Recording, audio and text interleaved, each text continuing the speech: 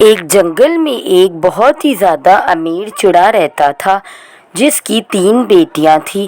اس کی 2 بیٹیاں بہت لالچی اور مطلبی تھیں، لیکن اس کی سب سے چھوٹی والی بیٹی بہت ہی سمجھدار اور اس کا دل بہت صاف تھا۔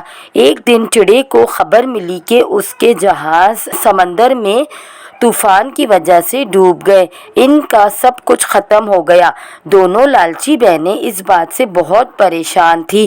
گھر کا سب کام صرف چھوٹی بیٹی جس کا نام بیوٹی تھا وہی کرتی تھی، اور باقی 2 بہنیں صرف آرام اور اپنے بناؤ سنگار میں ہی سارا وقت گزارتی تھی۔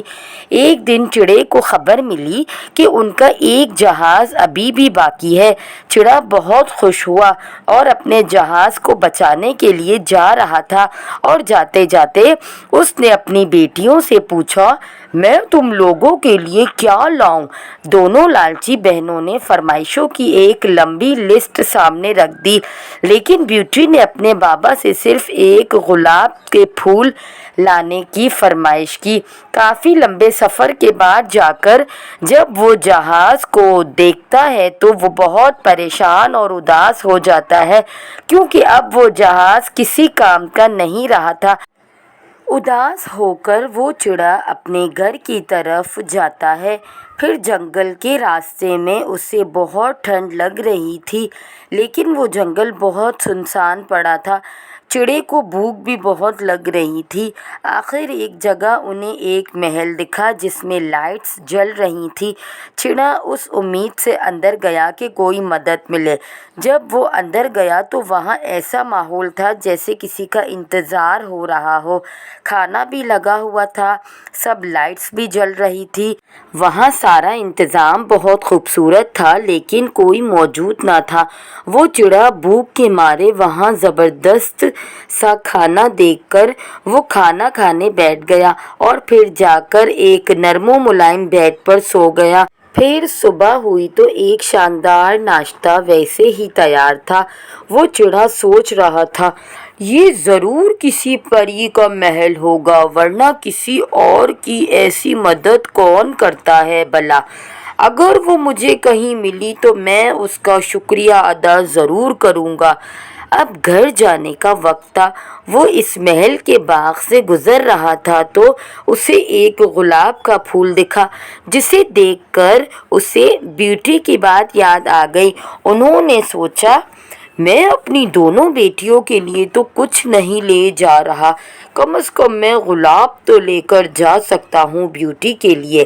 جیسے ہی گلاب توڑا زمین ہلنے لگی، ہوائیں تیز ہو گئی اور درختوں کے پیچھے سے ایک بھوتیا چڑا جس کا نام بیسٹ تھا وہ باہر نکلا، اور بہت غصے سے چڑے کے پاس آیا اور بولا، میں نے تمہیں کھانا دیا، کپڑے دیے اور سونے کی جگہ دی، اور تم میرا گلاب توڑتے ہو، کیا یہی شرافت ہے تمہاری؟ وہ چڑا بیسٹ سے بہت ڈر گیا اور معافی مانگنے لگا، کیونکہ بیسٹ تھا ہی اتنا خطرناک۔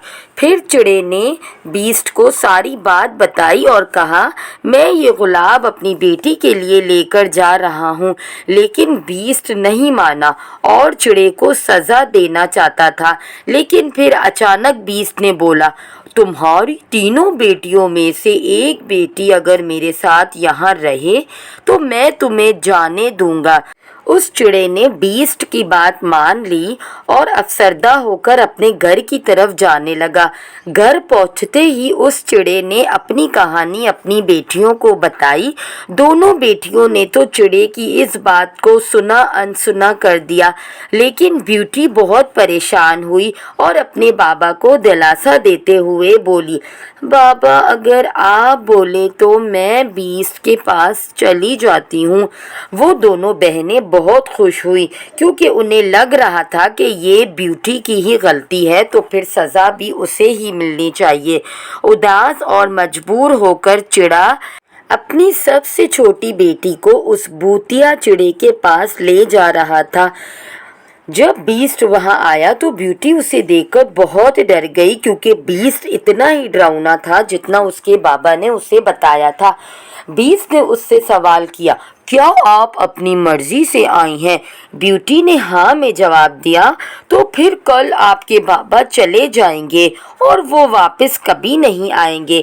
جب بیوٹی صبح اٹھی تو اس کے بابا جا چکے تھے اور ایک مزیدار ناشتہ اس کا انتظار کر رہا تھا، لیکن وہ بہت اداس ہو جاتی ہے۔ ناشتہ کر کے وہ کچھ دیر باغ میں ٹہل رہی تھی، غلام دیکھتے ہی وہ اداس ہو گئی۔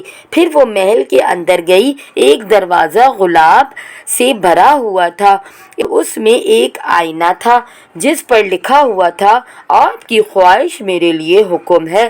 بیوٹی کہتی ہے، کاش میں اپنے بابا کو دیکھ پاتی۔ پھر وہ اپنے بابا کو دیکھ کر بہت خوش ہوئی۔ اگلے دن ڈنر پر بیسٹ بیوٹی سے ملنے آتا ہے۔ وہ روز ڈنر پر بیوٹی سے ملنے آیا کرتا تھا۔ ایک دن اس نے موقع دیکھ کر بیوٹی سے پوچھا، کیا تم مجھ سے شادی کرو گی؟ بیوٹی نے بہت غصے سے اسے منع کر دیا۔ بیسٹ کو بہت برا لگا اور وہ وہاں سے چلا گیا، لیکن منع کر کے بیوٹی کو بھی اچھا نہیں لگا۔ وہ خود سے کہتی ہے، کاش یہ تھوڑا خوبصورت ہوتا۔ پھر ایسا ہی وقت گزرتا رہا۔ بیوٹی کو بھی بیسٹ کی عادت ہو گئی تھی اور اب اس کا ڈر بھی ختم ہو گیا تھا۔ ایک دن بیوٹی آئینے کے پاس کھڑی تھی تو اس نے اپنے بابا کو بیمار دیکھا۔ وہ بہت پریشان ہو گئی اور بیسٹ کے پاس گئی اپنے بابا سے ملنے کی اجازت لینے۔ بیسٹ نے کہا، آپ جا سکتی ہیں، لیکن اگر آپ واپس نہ آئی تو میں دکھ سے مر جاؤں گا۔ میں وعدہ کرتی ہوں کہ میں واپس ضرور آؤں گی۔ اس کے بابا بھی اس سے مل کر بہت خوش ہوئے۔ اس کے بابا کی آدھی بیماری اس سے مل کر ہی غائب ہو گئی تھی۔ بیوٹی کی بہنوں نے اسے دیکھا تو بہت ناراض۔ دونوں بہنوں نے بیوٹی کے لیے ایک جال بچھایا کہ اگر ہم اسے کچھ دن اور روکیں گے تو بیسٹ غصے میں آ کر اسے مار دے گا۔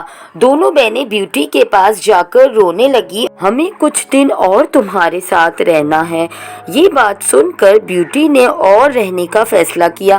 پھر کچھ دنوں بعد اسے بیسٹ سے کیا ہوا وعدہ یاد آیا اور وہ بیسٹ کے پاس محل میں واپس آ گئی۔ بیسٹ اسے پورے محل میں کہیں نہ ملا۔ باغ میں بیسٹ بے ہوشی کی حالت میں پڑا تھا۔ بیوٹی اسے دیکھ کر بہت پریشان ہو جاتی ہے اور اسے اٹھاتی ہے۔ مجھے لگا تم نہیں آؤ گی، اسی لیے مرنے کا انتظار کر رہا تھا۔ بیسٹ کی یہ بات سن کر بیوٹی نے اچانک بیسٹ سے پوچھ ہی لیا، کیا آپ مجھ سے شادی کریں گے؟ اسی وقت کچھ جادو جیسا ہوا۔ جیسے ہی وہ بیسٹ کی طرف پلٹی تو وہاں ایک خوبصورت اور جوان چڑیا تھا۔ اسے دیکھ کر بیوٹی بہت حیران ہوئی اور اسی بیسٹ کو ڈھونڈ رہی تھی۔ ارے میں وہی بیسٹ ہوں، ایک چڑیل نے مجھے ایسا بنا دیا تھا۔ اگر تم مجھ سے محبت کا اظہار نہیں کرتی تو میں ہمیشہ ایسا ہی رہتا۔